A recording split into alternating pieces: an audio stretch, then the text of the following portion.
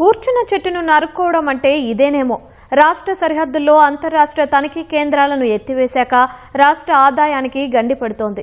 ఇదే అదునుగా వ్యాపార వాణిజ్య వర్గాల మధ్య జీరో వ్యాపారానికి తెరలేచింది. గతంలో ఉత్తరాది నుంచి వచ్చే సరుకుల వాహనాలను ఉమ్మడి ఆదిలాబాద్ జిల్లాలోని 3 మార్గాల్లోని అంతర్రాష్ట్ర చెక్పోస్టుల్లో తనిఖీ చేసే విధానం ఉండేది. వాటిని ఎత్తివేశాక అధికారుల పర్యవేక్షణ కొరబడింది. ప్రభుత్వ ఆదాయానికి గండిపడుతోంది. అక్కడి తాజా పరిస్థితిని మా ప్రతినిధి మణికేశ్వర్ అందిస్తారు. ఉమ్మడి ఆదిలాబాద్ జిల్లాకు తెలంగాణ ముఖద్వారంగా పేరుంది. ఉత్తర దక్షిణ రాష్ట్రాల మధ్య వాహనాల సరుకుల రవాణాంతా ఈ జిల్లా మీదే జరుగుతుంది. గతంలో ఉత్తరాది నుంచి వచ్చే వాహనాలను చెక్పోస్టుల దగ్గర తనిఖీ చేయడంతో రాష్ట్ర ప్రభుత్వానికి సగటున ఏడాదికి 28 కోట్ల నుంచి 30 కోట్ల వరకు ఆదాయం వచ్చే అవకాశం ఉండేది. ఆ తర్వాత చెక్పోస్టులను ఎత్తివేయడంతో ఇప్పుడు అది ఆదాయం పూర్తిగా కోల్పోవలసి వస్తుంది. ప్రధానంగా ఉమ్మడి ఆదిలాబాద్ జిల్లాకు వచ్చే ఆదిలాబాద్ జిల్లాలోని బోరాజు, నిర్మల్ జిల్లాలోని బేల్తారుడ, కుమరంభీం జిల్లాలోని ఆసిఫాబాద్ జిల్లా అంటే వాంకిడిలో అంతర్రాష్ట్ర చెక్పోస్టుల వ్యవస్థ ఒకటి ప్రత్యేకంగా కొనసాగేది. అందులో ఆర్టీఓ, వ్యవసాయము, మార్కెటింగు, ఆబ్కారీ ఇట్లా ఆదాయ వనరులకు సంబంధించిన ప్రతి ఒక్క విభాగానికి సంబంధించి తనిఖీ చేసే విధానం ఉండేది. ప్రధానంగా కేవలం ఒక్కొక్క వాహనానికి తాత్కాలిక అనుమతులు లేకుండా ఓవర్లోడ్తో వెళ్తుందని గుర్తించినప్పటికే రాష్ట్ర ప్రభుత్వానికి ఏడాదికి 28 కోట్ల లాభం వచ్చేది.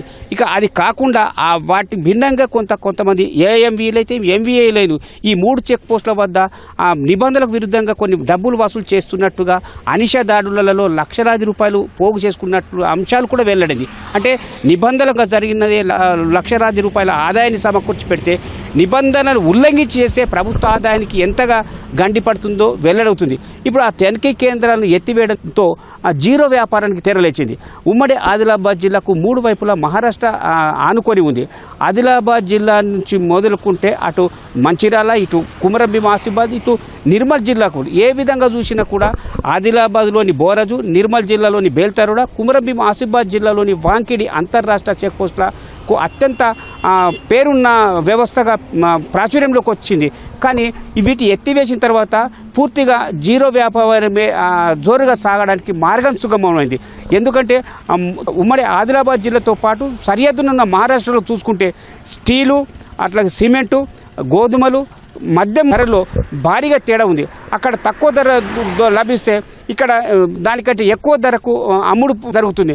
అందుకని ఇక్కడ స్థానికంగా ఉన్న వ్యాపారాలు అయితేనేమి, తెలంగాణకు సంబంధించిన ముఖ్యమైన వ్యాపార వర్తక వాణిజ్య వర్గాలైతేనేమి మహారాష్ట్ర నుంచి భారీగా సరుకు తక్కువ ధరకు తీసుకొని వచ్చి తెలంగాణ ఇటు దక్షిణాదిలో విక్రయించే దందా సాగుతుంది. దాన్ని పర్యవేక్షించాలంటే ముందుగా ప్రధానంగా వాహనాలను ఆపి తనిఖీ చేయాల్సి ఉంటుంది. దానికి అనుగుణంగా రవాణా వ్యవస్థ అంటే మోటార్ వెహికల్ ఇన్స్పెక్టర్లు, అసిస్టెంట్ మోటార్ వెహికల్ ఇన్స్పెక్టర్లు తనిఖీ కేంద్రాల వద్ద ఆపి తనిఖీ చేయాల్సి ఉంది.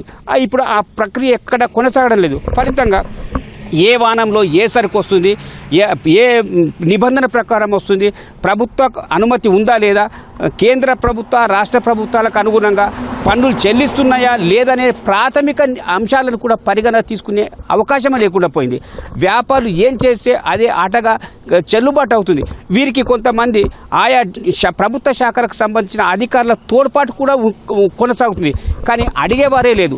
ఒకప్పుడు తనిఖీ కేంద్రాల వద్ద ఏఎంవీలు, ఎంవీఐలు 24 గంటల పాటు విధి నిర్వహణ కొనసాగించే వ్యవస్థ ఉండి ఎక్కడ కూడా లోపం జరగకుండా చూడాలని పారదర్శకమైన ప్రభుత్వ ఆదేశాలతో కొనసాగేది. కానీ వీటిని ఎత్తివేసిన తర్వాత ఏఎంవీలు, ఎంవీఐలు కాకుండా అసలు ఆర్టీఏకి సంబంధించిన వ్యవస్థ ఎక్కడ ఉంది, ఏం చేస్తున్నారని అడిగేవారు కూడా లేకుండా పోయిన పరిస్థితి ఏర్పడింది.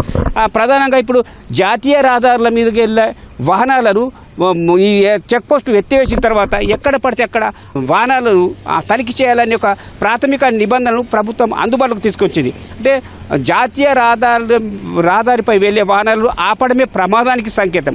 అలాంటిది ఆ నిబంధనలకు విరుద్ధంగా సరుకులను తీసుకెళ్లే వాహనాల డ్రైవర్లు అయితేనేమి, భారీ వాహనాలు అయితే ఒక ఏఎంవీఐకి లేదా ఒక ఎంవీఐ చేయెత్తితే ఆపుతాడా అనేది ప్రశ్నార్థకంగా మారింది. అంటే ఇదంతా కూడా జీరో వ్యాపారాన్ని ప్రోత్సహించడానికి జరుగుతున్న అనే అపవాదు కూడా ప్రభుత్వమే మూటగట్టుకోవాల్సి వస్తుంది. చెక్ పోస్టులో జరుగుతున్న అవినీతిని ప్రోత్సహించకుండా పారదర్శకమైన విధానానికి ఒక తెర లేపితే మాత్రం ప్రభుత్వ ఆదాయానికి భారీగా డబ్బు వచ్చి చేరే అవకాశం కూడా అనిపించింది. అట్లాగే ఉద్యోగులకు విధి నిర్వహణలో కూడా పారదర్శకతను పెంపొందించడానికి ఆస్కారం ఉంది. ఇప్పుడైతే ఆర్టీఓకు సంబంధించిన అధికార వ్యవస్థ ఎక్కడ పనిచేస్తుంది, ఎక్కడ ఉన్నారు, ఎవరి విధుల్ని ఏ ఏ ప్రాంతాల్లో పనిచేస్తున్నారని తెలుసుకునే అధికార యంత్రం కూడా కొరబడిపోతుంది.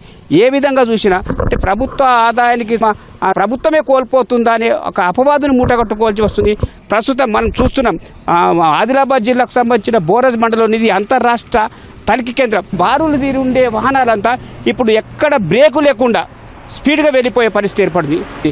మొత్తం మీద ప్రభుత్వం దీని మీద పునరాలోచించుకోవాలనే సామాన్య ప్రజల నుంచే కాదు అధికార వర్గాల నుంచి కూడా వ్యక్తమవుతుంది. ఇది ఉమ్మడి ఆదిలాబాద్ జిల్లాకు సంబంధించిన అంతర్రాష్ట్ర చెక్పోస్టుల దగ్గర జరుగుతున్న తాజా పరిస్థితిపై గ్రౌండ్ రిపోర్ట్. కెమెరామెన్ కిరణ్తో మణికేశ్వర్, ఈటీవీ న్యూస్, ఆదిలాబాద్. ఓ టు హైదరాబాద్ స్టూడియో.